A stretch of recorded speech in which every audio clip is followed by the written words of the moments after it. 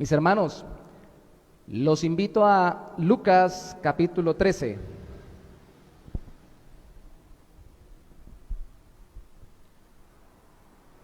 Lucas capítulo 13,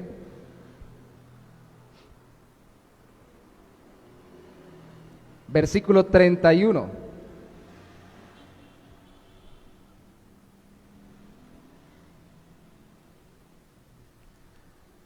Lucas capítulo 13, versículo 31 al 35. Vamos a leer en el nombre del Señor. Aquel mismo día llegaron unos fariseos diciendo: sal y vete de aquí, porque Herodes te quiere matar. Y Jesús les dijo: id y decid a aquella zorra: he aquí echo fuera demonios y hago curaciones hoy y mañana, y al tercer día termino mi obra. Sin embargo, es necesario que hoy y mañana y pasado mañana siga mi camino, porque no es posible que un profeta muera fuera de Jerusalén. Jerusalén, Jerusalén, que matas a los profetas y apedreas a los que te son enviados. ¿Cuántas veces quise juntar a tus hijos como la gallina a sus polluelos debajo de sus alas, y no quisiste? Y aquí vuestra casa os es dejada desierta, y os digo que no me veréis hasta que llegue el tiempo en que digáis: bendito el que viene en nombre del Señor. Cristo se lamentó sobre Jerusalén por su rebeldía. Cristo se lamenta sobre ciudades enteras por su rebeldía. Cristo se lamenta sobre familias enteras por su rebeldía. Cristo se lamenta sobre personas individuales por su rebeldía o su rebelión en contra del Señor y de su voluntad. Esto fue un grito. Esto está en exclamación o con signos de exclamación, porque seguramente fue un grito. Si está hablando sobre Jerusalén era para que escucharan los habitantes de Jerusalén. Y fue un grito desgarrador, como cuando uno clama de dolor cuando fallece un familiar, porque como lo decíamos hace un momento, es lamentable saber que tantos se pierden y que tantos caminan directo a su condenación. ¿Y cuántas veces se les predicó y cuántas veces han escuchado el Evangelio y aún hoy no caminan con Cristo? Esta lamentación nos muestra que muchos de los que escucharon el Evangelio de los mismos labios de Cristo, y muchos de los que escuchan hoy la predicación del Evangelio de Jesucristo, de los labios de los suyos, de los de Cristo, no creerán en el Evangelio y serán condenados. Eso es duro. No nos vamos a centrar en este texto, esto nos va a servir de introducción al texto base que está versículos antes de él. Pero déjeme decirle primero que la entrada al reino de Cristo no está determinada por cuánto queramos entrar o por sabernos contados dentro del número de los que se salvan, sino por la manera en que Él mismo ha determinado salvarnos y señorearnos. Una vez más, la entrada al reino de Cristo no está determinada por cuánto queramos entrar o por sabernos contados dentro del número que se salvan, sino por la manera en que Él mismo ha determinado salvarnos y señorearnos. Porque alguien diría: qué lamento tan grande de Jesús, pero ¿por qué no le da un perdón o un indulto general como lo haría un rey en la antigüedad o un presidente, y lo han hecho incluso con grupos subversivos en nuestra era? A todos los que están dentro de este grupo, a todos los de dentro de esta ciudad, en vez de lamentarme porque todos sean condenados, a todos un indulto y todos van para el cielo. ¿Por qué no así? Porque no se trata de estar dentro del número, no se trata de estar dentro de los que quieren, se trata de que la salvación sea como Cristo la determinó. Y de introducción, una vez más, déjeme decirle que muchos quieren, entre comillas, ser salvados, pero no quieren ser salvados a la manera de Cristo, a la manera del Salvador.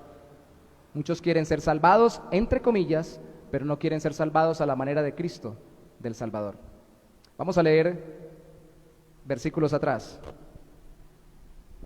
Nuestro texto base hoy es Lucas capítulo 13, versículo 22 al 30. Y de allí vamos a conectar, como lo hemos hecho en un principio, el resto del capítulo 13. Bienvenidos. Lucas capítulo 13, versículo 22 al 30 dice: pasaba Jesús por ciudades y aldeas, enseñando y encaminándose a Jerusalén. Lucas 13, 23. Y alguien le dijo: Señor, ¿son pocos los que se salvan? Yo quiero repetir esa pregunta de Lucas capítulo 13, versículo 23. Señor, ¿son pocos los que se salvan? Y él les dijo: esforzaos a entrar por la puerta angosta, porque os digo que muchos procurarán entrar y no podrán.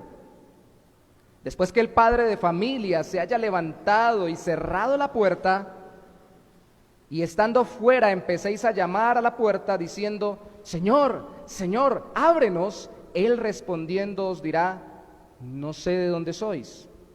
Entonces comenzaréis a decir: delante de ti hemos comido y bebido, y en nuestras plazas enseñaste. Pero os dirá: os digo que no sé de dónde sois. Apartaos de mí todos vosotros, hacedores de maldad. Allí será el lloro y el crujir de dientes, cuando veáis a Abraham, a Isaac, a Jacob y a todos los profetas en el reino de Dios, y vosotros estéis excluidos, porque vendrán del oriente y del occidente, del norte y del sur, y se sentarán a la mesa en el reino de Dios. Y aquí hay postreros o últimos que serán primeros, y primeros que serán postreros o últimos. ¿En qué forma salva Cristo? En la misma forma que gobierna a aquellos que introduce a su reino, porque Él es el Rey del reino. Nuestro tema de hoy es Jesús y la entrada al reino de los cielos. Jesús y la entrada a su reino. Vamos a ver 3 puntos sencillos dentro del texto que acabamos de leer, versículos 22 al 30 del capítulo 13 de Lucas.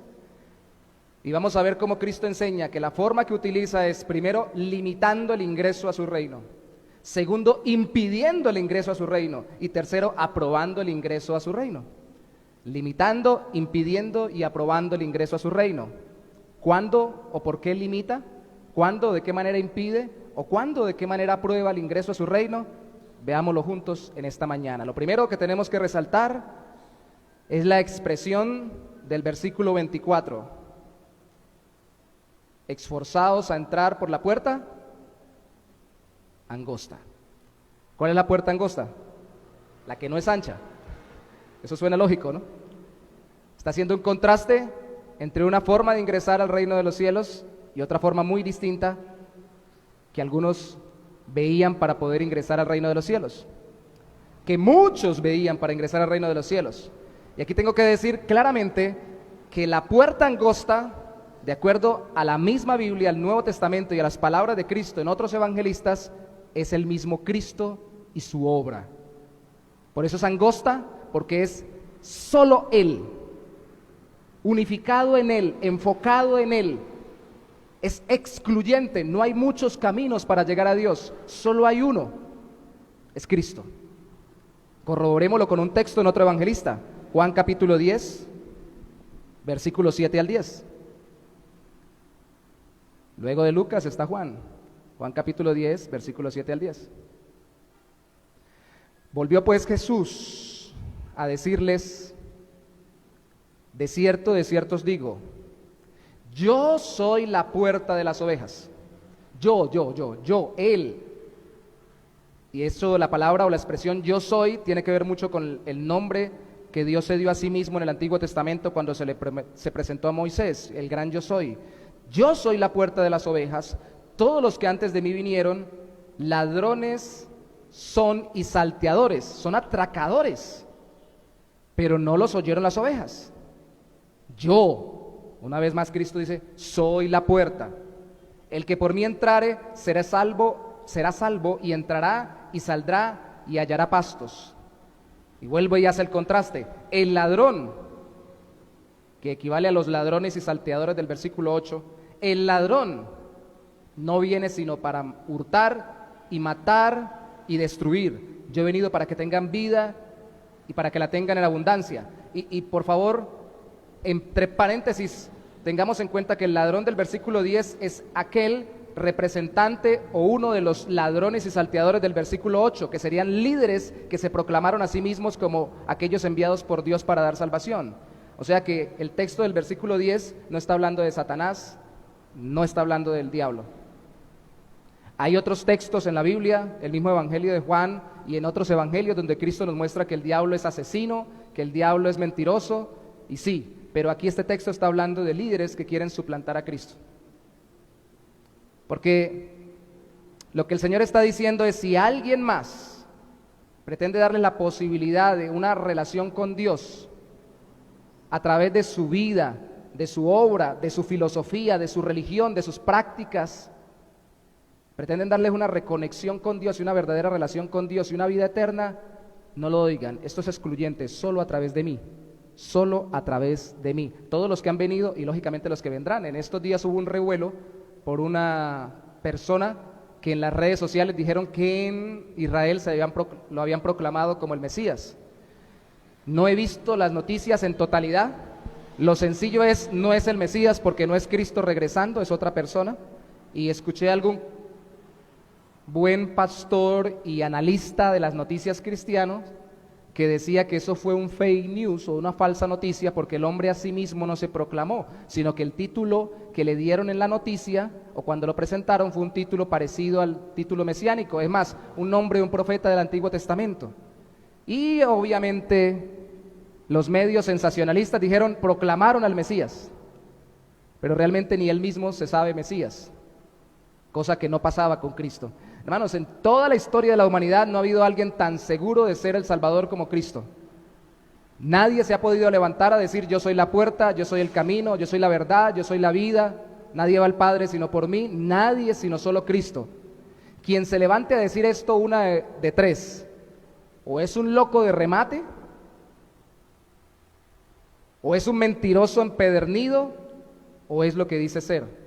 Y solo un personaje ha cumplido con todas las profecías del Antiguo Testamento y ha dado una transformación a las vidas que anduvieron y que aún en día de hoy andan con Él. Ese es Cristo. Por eso la puerta es angosta, porque todo el mundo quiere muchas alternativas y si hay una sola puerta que sea ancha, para que entremos todos como queramos, para que todos podamos entrar como se nos antoje y no tener que ser transformados en el proceso. Solo Cristo, su ser y su obra es la puerta angosta. Volvamos a Lucas capítulo 13, a nuestro texto base. En el versículo 22 de Lucas capítulo 13 se nos enseña que Cristo iba mostrando el ingreso, no solo trayendo su reino, sino también explicando su reino. Versículo 22, Lucas 13, 22 dice: pasaba Jesús por ciudades y aldeas enseñando y encaminándose a Jerusalén. Hermanos, él podría haber llegado y haber dicho, este es mi reino, yo soy el rey, vengan todos y nos vamos, pero él empezó a explicar. De hecho, desde el capítulo 6 más concretamente, no hay capítulo en el Evangelio de Lucas donde no se mencione de los labios de Cristo el reino de Dios.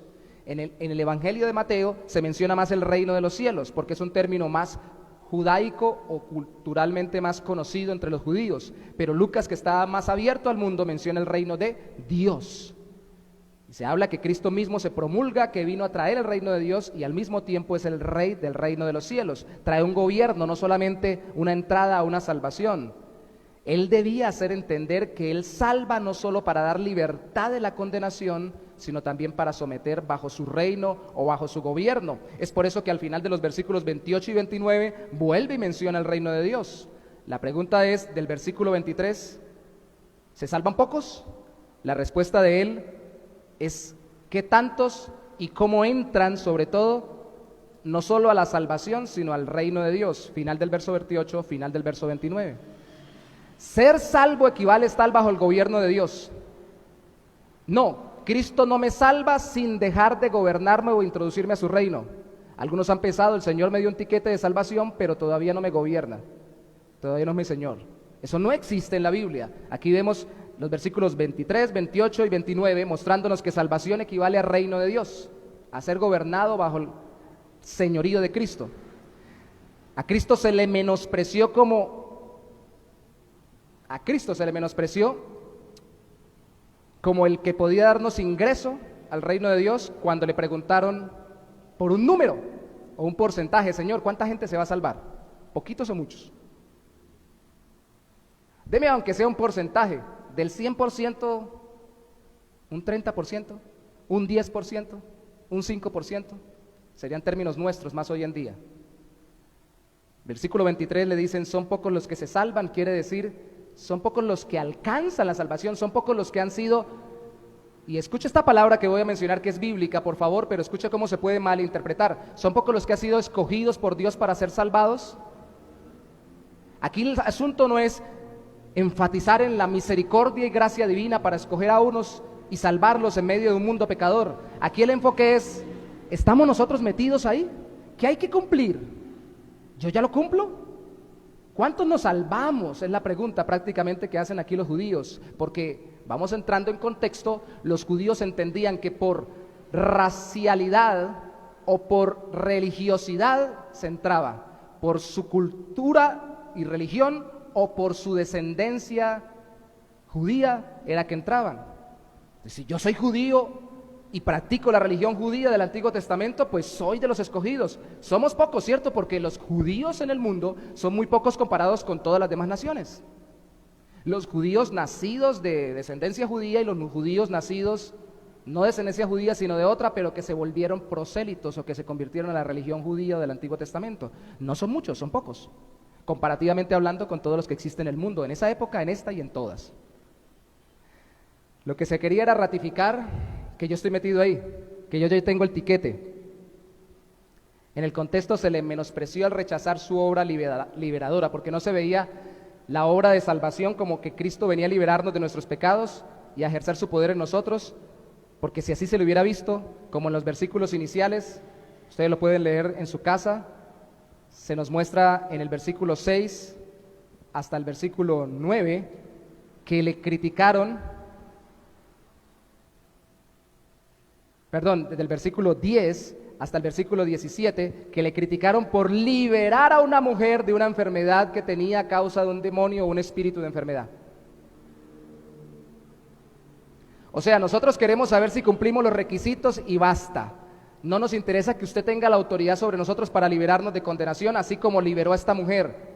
Porque definitivamente esta mujer ni siquiera debía ser liberada, porque según nuestras tradiciones, de acuerdo a la interpretación del Antiguo Testamento, usted no debería ni siquiera orar por la sanidad de ella o dejarla sana en este día. Y él los rebate y les dice, si esta mujer era esclava, estaba esclavizada bajo un yugo, estaba atada bajo un yugo de Satanás a una enfermedad, ¿no podía ser libre en el día de reposo? Por interpretar de determinada forma una ley del Antiguo Testamento van a impedir que el Rey del reino de los cielos obre en una vida liberándola. Y escucha esto, porque muchos preguntan si están incluidos ellos dentro de los que son salvos, pero solamente para saber que son salvos, pero no para que nadie más se salve. A mí me interesa estar metido yo, los demás no sé. Ahí sí, como dice la expresión normalmente, en nuestro contexto actual, sálvese quien pueda. Miren a ver qué hacen. Yo y si acaso mi familia. Los demás, miren a ver. Es por eso que lo rechazaron cuando sucedió eso, cuando él liberó a esta mujer de su yugo. Y es por eso también que le preguntaron, porque él continuamente, de acuerdo a la parábola de la semilla de mostaza, la parábola de la semilla de mostaza en el versículo 18 y 19, y a la parábola de la levadura, enseñó que su reino iba a ir creciendo en número. Hay un texto en el Antiguo Testamento que dice: no menosprecéis los comienzos pequeños. No menosprecien los comienzos pequeños, los pequeños inicios. ¿Sabe cómo valora el mundo las cosas y las actividades, incluyendo aquellos a quienes siguen a Cristo? Si son muchos, eso es de Dios. Si son poquitos, realmente solo de las multitudes que fueron sanadas y liberadas por Cristo, al final permanecieron 120 en el día de Pentecostés, después de que Cristo incluso había ya resucitado. Y por mucho, como dice Pablo en 1 Corintios 15, habrían unos 500 que lo vieron resucitado, más no. Y en una sola ocasión a 5,000, sin contar mujeres ni niños, les dio de comer y de beber. O sea que fueron miles y miles y miles y miles a los que Cristo les predicó. Y unos cuantos cientos fueron los que terminaron medio caminando. Y al final solo eran 12 realmente sus discípulos fieles allí, exceptuando incluso a Judas, que era el traidor. Él dijo: no menosprecien cómo está comenzando esto. Yo estoy estableciendo el reino de los cielos, pero así como una semilla de mostaza es pequeñita y llega a ser la más grande de las hortalizas en ese lugar y en ese tiempo, ¿no? Porque hay gente que critica y dice: no, esa no es la más pequeña, hay otra más pequeña. Sí, pero Cristo estaba hablando para lo que ellos conocían en esa época. Así como siendo tan pequeñita, la más pequeña que conocían, y llega a ser la más grande de las hortalizas o de las plantas, así es el comienzo del reino de los cielos, pero luego va a haber mucha gente. Nosotros estamos dentro de esos, si creemos en Cristo. Son muchos, de muchas generaciones. Así también como la levadura, que es poca, pero fermenta toda la masa y termina creciendo grandemente el pan. Entonces, como Cristo había puesto el tema en el contexto en que nos está narrando Lucas, seguramente al pasar e ir enseñando todo esto, este hombre encuentra esto. No quería someterse a él, quería simplemente saberse parte de, pero quería preguntarle: bueno, usted está hablando de crecimientos numéricos espectaculares, entonces dígame cuántos se van a salvar, porque yo entiendo que somos poquitos los que realmente caminamos con Dios, de acuerdo al Antiguo Testamento y de acuerdo a mi religiosidad judía. Entonces Cristo limitó el ingreso solo a través de él, y por eso es que lo rechazaban, porque ellos querían ingresar de cualquier forma diferente a él. Pero Cristo también, más fuerte aún, impidió el ingreso a todo el que lo creía automático. Lo uno viene de lo otro. Automáticamente yo soy judío, yo estoy en el cielo. Automáticamente yo soy descendiente de Abraham, de Isaac y de Jacob, yo ya tengo el favor de Dios. Automáticamente yo entro a una religión que enseñe lo que dice la Biblia en ese tiempo del Antiguo Testamento, ya yo estoy en el reino de los cielos. Automáticamente yo ingreso a una iglesia donde se predique incluso muy bien el Evangelio, ya yo estoy en el reino de los cielos, para ponerlo en nuestro contexto actual. No es automático. Así como por permanecer en un garaje uno no se convierte en un carro, o estar en un hangar no lo hace uno un avión, ni estar en un nido lo hace uno un pájaro. Tampoco estar en una iglesia, por muy bien que se enseñe la Biblia, ni siquiera estar al lado de Cristo, como lo estuvieron ellos, lo convierte uno en cristiano. No es automático. Y Cristo fue muy enfático en eso. Aunque pudiera haber extendido para todos, Él lo limitó solamente para uno, la salvación. Y dijo por qué les impedía ingresar a los que simplemente creían que era automático, con el derecho de entrar por sí solos. Versículo 25. Después que el padre de familia, esto es una parábola, para la época era una cuestión normal, se haya levantado y cerrado la puerta que era angosta, la puerta de entrada de la salvación, según lo que viene hablando, y es que simboliza eso. Y estando fuera empecéis a llamar a la puerta, diciendo: Señor, Señor, ábrenos. Él respondiendo os dirá: no sé de dónde sois. No se trata de la insistencia, aunque Cristo manda en el versículo 24 a esforzarse a entrar por la puerta angosta. También al mismo tiempo en el versículo 24 dice que muchos procurarán, o sea, se esforzarán por entrar y no podrán. ¿Por qué? Si es la puerta. La respuesta, según el versículo 25, llegaron tarde y ya no se les va a abrir.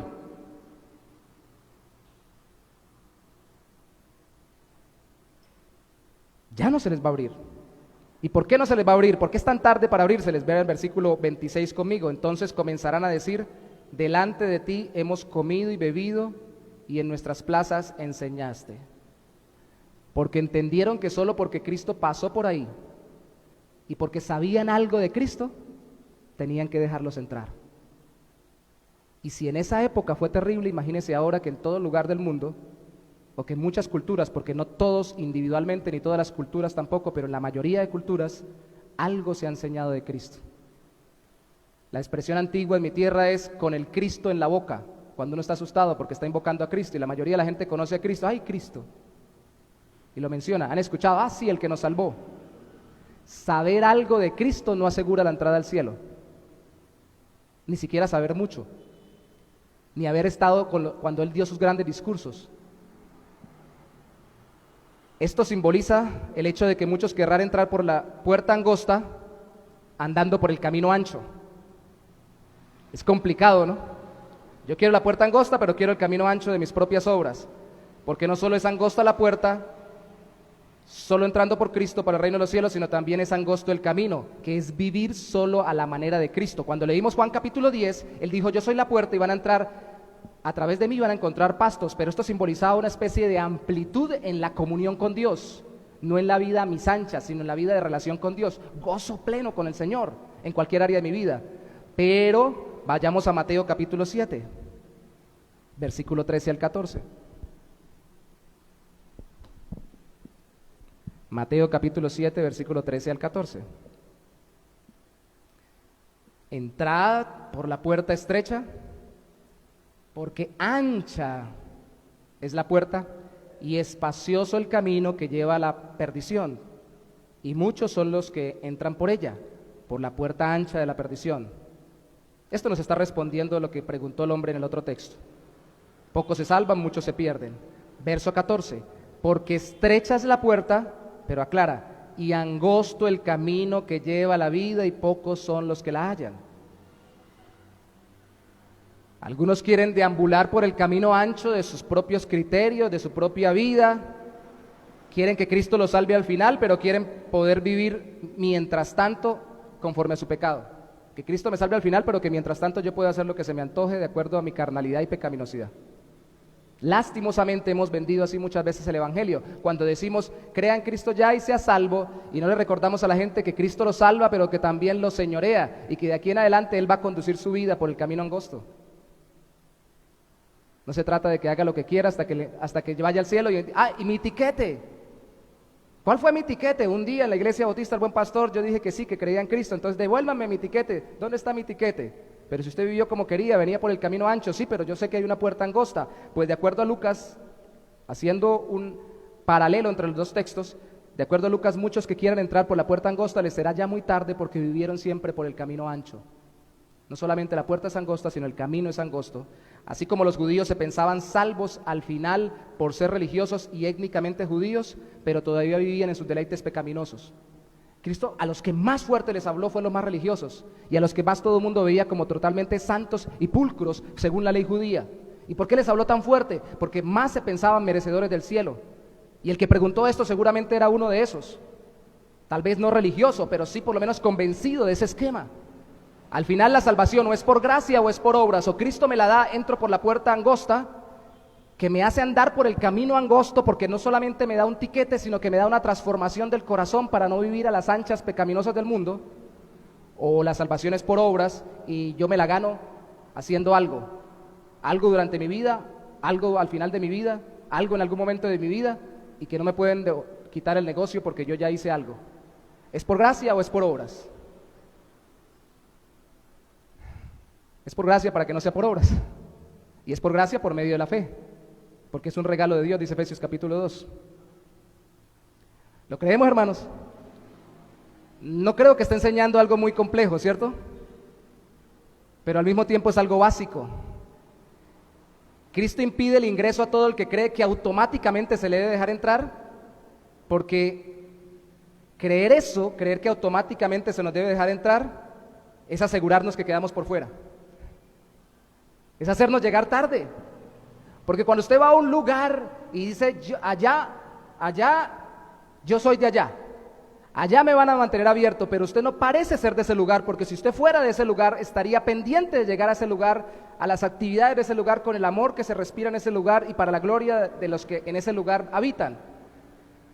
Pero como dice, no, yo puedo hacer lo que quiera, incluso puedo llegar tarde y allá no hay problema.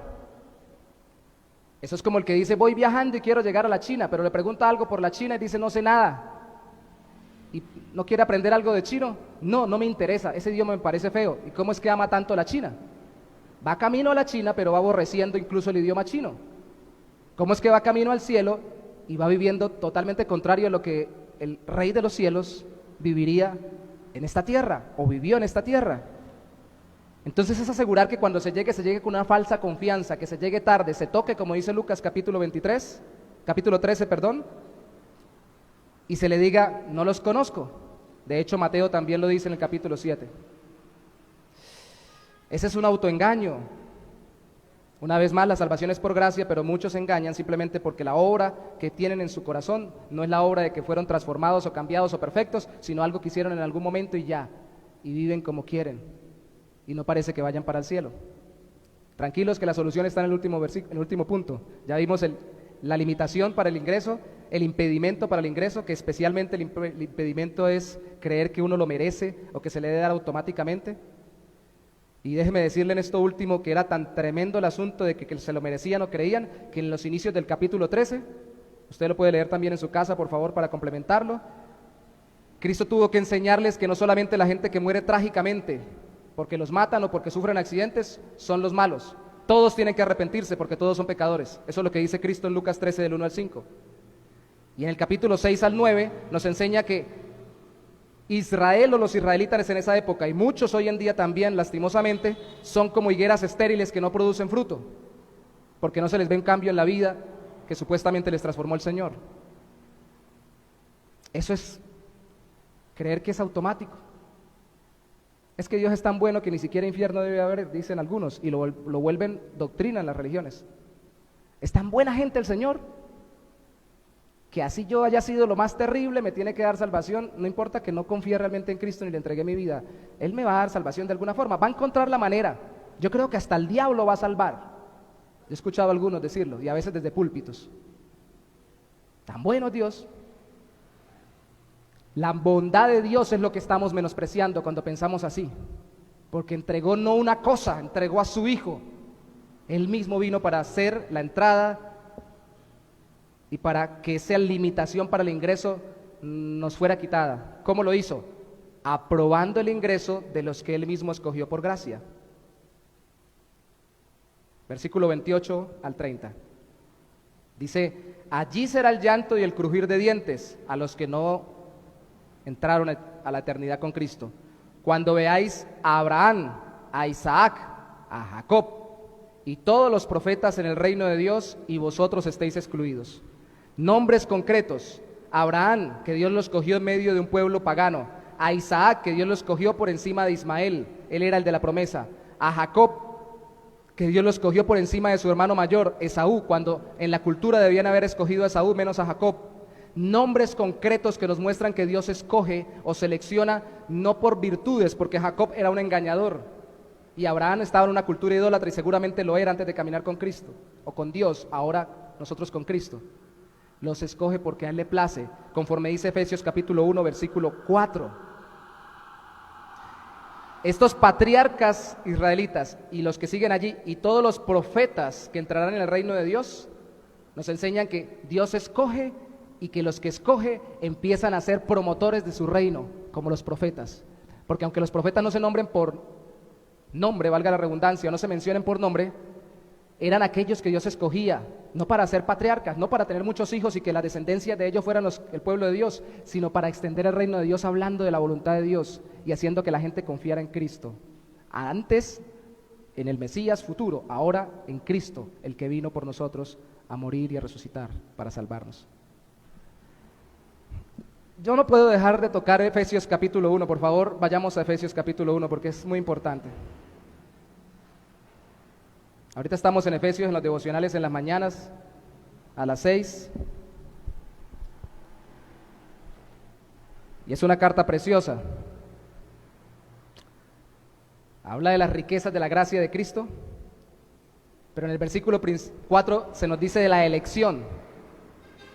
Dice que Dios, según nos escogió en Él, en Cristo, porque el versículo 3 menciona los lugares celestiales en Cristo. Según Dios nos escogió en Él, en Cristo, antes de la fundación del mundo.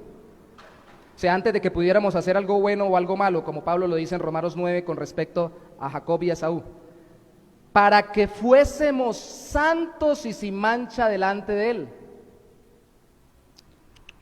No es que somos escogidos porque somos santos y sin manchas delante de Él, somos escogidos por el beneplácito de su voluntad, o para la alabanza de la gloria de su gracia, como dice el versículo 6. Pero somos escogidos para andar en santidad. Una vez más, alguien dice, bueno, ¿y por qué a mí no me invitaron a la fiesta?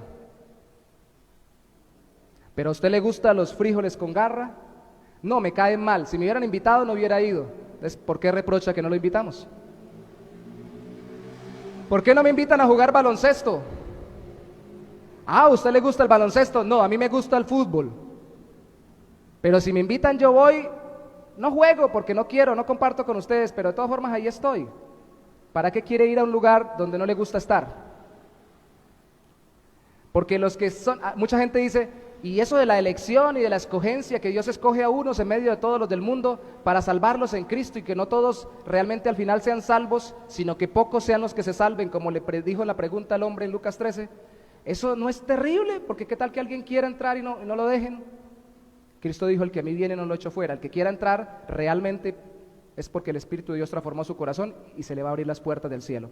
En Cristo, con la única puerta estrecha y el camino angosto de someterse a la salvación y al señorío de Cristo. No se le va a dejar por fuera. Pero si yo digo, yo quiero entrar, pero yo no quiero vivir como Dios quiere que yo viva, yo no quiero cambiar porque Dios quiere que yo cambie, yo solamente quiero entrar al cielo y ya. ¿Para qué quiere entrar al cielo? Si la gloria del cielo es la santidad de Dios en Cristo. Ese es el gozo. Poco relacionan la santidad con gozo o con alegría, ¿no? ¿Qué es ser santo? Es andar puro y sin mancha, no tener ninguna clase de contaminación y ser serio y nunca, ni siquiera reírse, ¿no? Algunos no entienden que la felicidad no es vivir muerto de la risa o carcajeándose todo el tiempo, sino que la felicidad, según la Biblia, el gozo permanente es saber que Dios está con nosotros, que tenemos una relación restaurada con Él en cualquier situación, circunstancia o dificultad que pasemos. Y entonces andar conforme a la voluntad de Dios en santidad, que es la consecuencia de ser salvos por Cristo, se vuelve una alegría. Por eso me preocupa cuando veo caras o tristes o amargadas. Debe ser que somos reflexivos, ¿no? Espero que desde aquí cuando vea a algunos hermanos con ceño fruncido o algunas personas con el ceño fruncido, sea porque Dios les está haciendo reflexionar. Porque puede ser también porque no esté dando a entender nada y todo esté quedando en el limbo y no se comprenda. Pero lo interesante es que ustedes vean cómo atractiva la salvación en Cristo. ¿Qué les ofreció Cristo a sus discípulos? ¿Riquezas? ¿Fortuna? ¿Fama? Les ofreció mansiones, pero celestiales. O les ofreció un lugar, pero en la eternidad. Les ofreció su compañía permanente a través del Espíritu Santo. Les ofreció que en el mundo, aunque hubiera aflicción, Él estaría con ellos, pero no les garantizó que no tendrían aflicción, dificultades o enfermedades. Porque así al parecer muchos predicamos el Evangelio muchas veces, como ofreciendo lo que todo el mundo ofrece, lo que el diablo le ofreció a Cristo en el día de la tentación, en el desierto. Él se ofrece a sí mismo y una relación con Él, y el problema es verlo como un tiquete y no como una relación con Cristo. Es como si alguien me dijera, deme la capacidad de entrar a su casa el día que haya comida, pero yo no quiero ni hablar con usted, porque me cae mal. El Señor quiere que veamos la santidad y el caminar con Él tan importante como resultado de la salvación, como la misma liberación de la condenación. Es por eso que muchos cuestionan la elección. Y quiero que Dios me escoja. Sabe que cuando Dios nos escoge en Cristo, nos da la capacidad de arrepentirnos y de creer en Cristo, y empezamos a vivir cada día más conforme a su voluntad y nos gozamos por ello. Por nombre y para extender su reino es que Cristo aprueba el ingreso a su reino, es decir, por gracia. Pero alguien dirá, bueno, entonces es poquita gente, vamos a ir terminando entonces el capítulo 13. el versículo 29, cuando alguien diga, bueno, entonces muy poquitos, la respuesta es sí, muy poquitos se salvan. Cristo asegura, porque vendrán del oriente y del occidente, del norte y del sur, y se sentarán a la mesa en el reino de Dios. O como lo dice a través de Juan en el Apocalipsis, de todo pueblo, lengua, tribu y nación. Y cuando usted piensa que son muy poquitos, mire el Apocalipsis, dice que las multitudes son incontables. ¿Son pocos comparado con los muchos que se condenan? Sí, pero no son pocos en el sentido de como si fuera muy poquita gente. Porque lo que Cristo quiere y ha determinado en comunión con el Padre, ahora a través de la obra de su Espíritu Santo, es que muchos se arrepientan y crean en Él, pero de todo pueblo, lengua, tribu y nación, del norte, del sur, del oriente y del occidente, de todo tipo de personas, negros, blancos, si hablamos de razas, amarillos, morados, los que queramos mencionar, altos, bajos, de estrato alto económico, de estrato bajo económico, de estrato medio, de todo tipo de personas, de toda tribu, de toda lengua, de toda nación, al menos uno sea salvo de medio de todos ellos. La multiforme sabiduría de Dios da para que la multiforme gracia del Señor tenga un pueblo multiforme, que sea como un jardín lleno de rosas de todos los tipos. Así es el pueblo de Dios. Amén. Así que por favor, cuando sabemos que son pocos comparados con los muchos que se condenan, recordemos que los que se salvan son muchos, porque son muchos al mismo tiempo de muchos tipos de personas. Y tengan en cuenta algo, porque cuando la Biblia dice en alguna de las cartas en el Nuevo Testamento que todos se salvan, no necesariamente habla de todos en particular, sino que está hablando esto que acabamos de hablar, todos de todo tipo de personas. La Biblia no se contradice, simplemente hay que ver el complemento.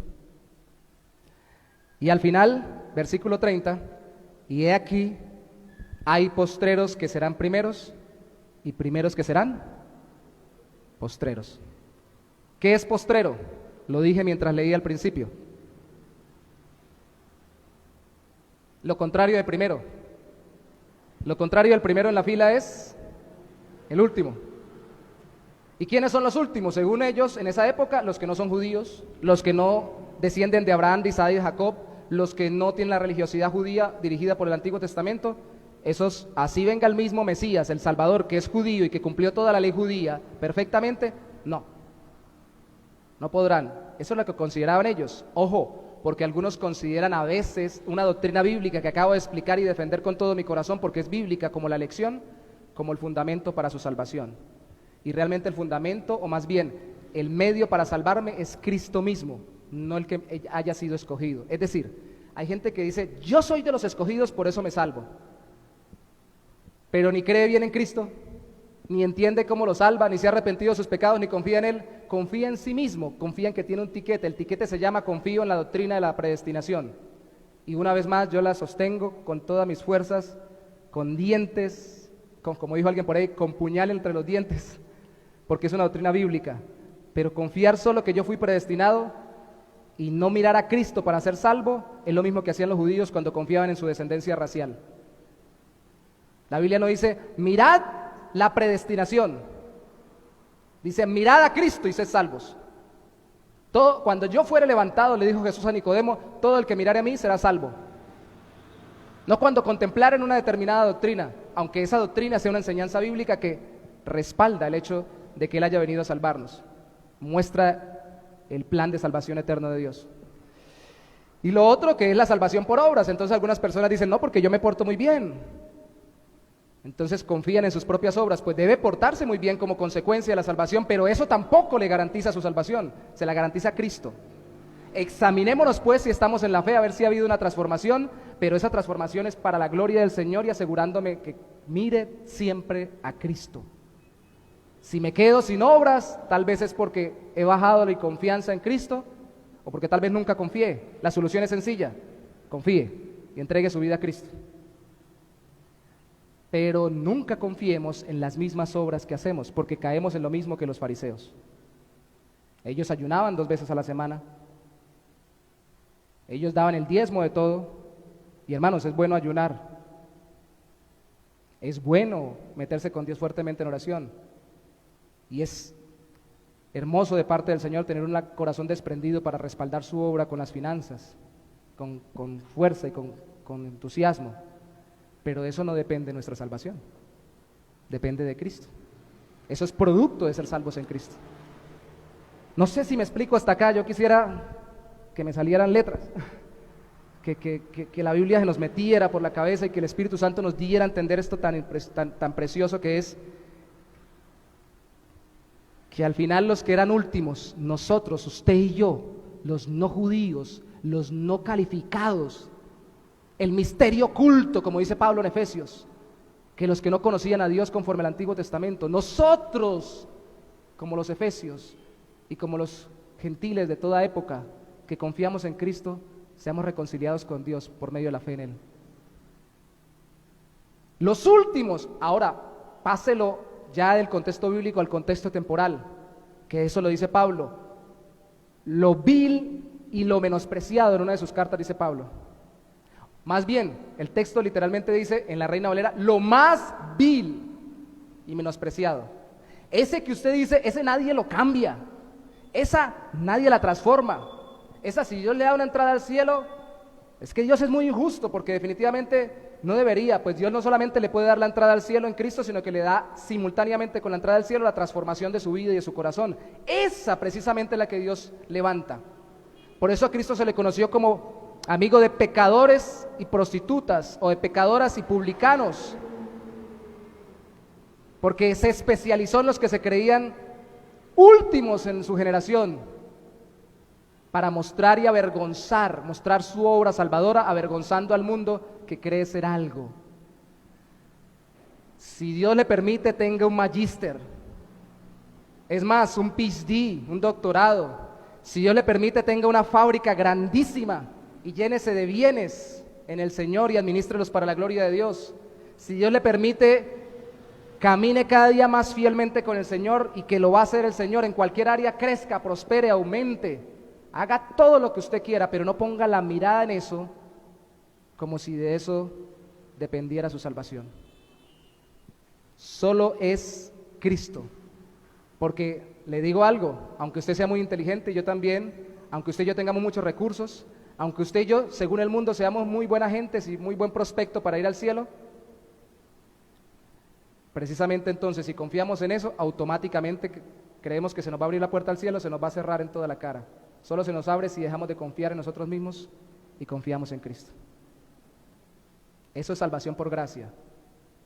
Si son pocos los que se salvan, sí, son pocos los que se salvan, comparados con los muchos que se condenarán.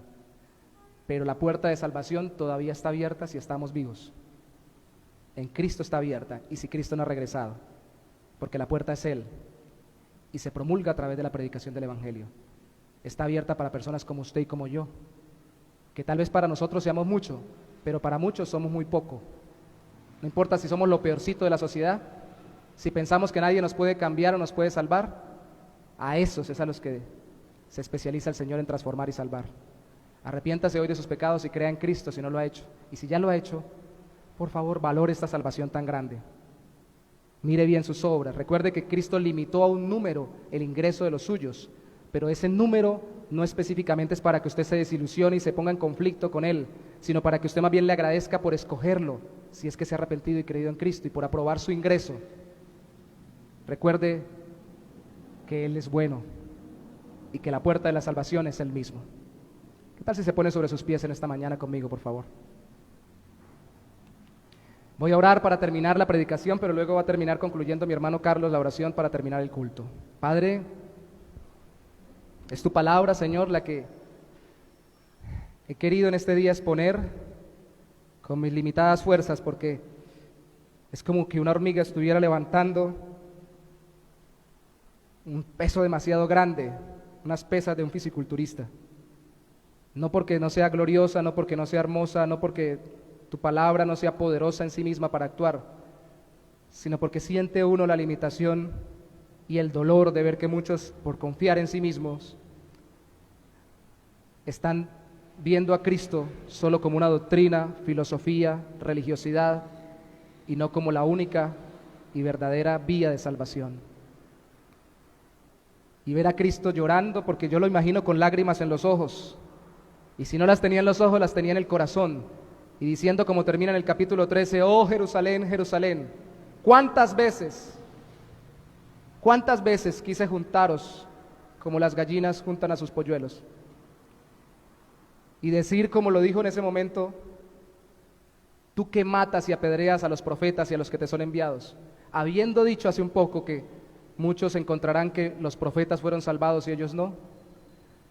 Es duro, es saber que tenemos tanto frente a nosotros, la salvación en Cristo, y que solo por tu gracia tú nos has introducido en ella, así que gracias. Gracias. En mi corazón me hubiera alejado más de ti, como Adán y Eva cuando fueron sorprendidos en su pecado. Pero no te busqué, sino que tú me buscaste por tu Espíritu Santo y tu palabra. Y te pido que así busques los corazones hoy mismo. Y aquellos que han sido predestinados para ser salvos, no por la predestinación en sí misma, sino por la obra de Cristo, confíen en Él y se arrepientan de sus pecados y entreguen su alma totalmente al Salvador. Tal vez no conozcan mucho ni entiendan mucho, pero solo que entiendan algo: merecen condenación, Cristo es el Salvador, y entreguen totalmente su vida, no solo como un tiquete al cielo, sino como a un Señor aquí en la tierra y por la eternidad. Su familia, sus relaciones, sus hijos, sus casas, sus bienes, sus capacidades, sus títulos, todo lo que son, todo lo que tienen, todo lo que hacen, lo entreguen a Cristo Jesús, no a una denominación, no a un movimiento religioso, no a una certificación legal a través de una descendencia o de una genealogía, sino a Cristo el Salvador, que es el que todo lo cumplió por nosotros. Hoy es el día de la salvación. Arrepiente de tus pecados y confiesa a Cristo, entra por el camino angosto a la puerta angosta y vive en el camino angosto, que lo ancho y lo amplio es la comunión con Dios, pero ante el mundo es angosto porque solo es caminar conforme a su voluntad. Gracias te damos, Señor, en esta mañana. En el nombre de Jesús te alabamos y te bendecimos. Amén y amén.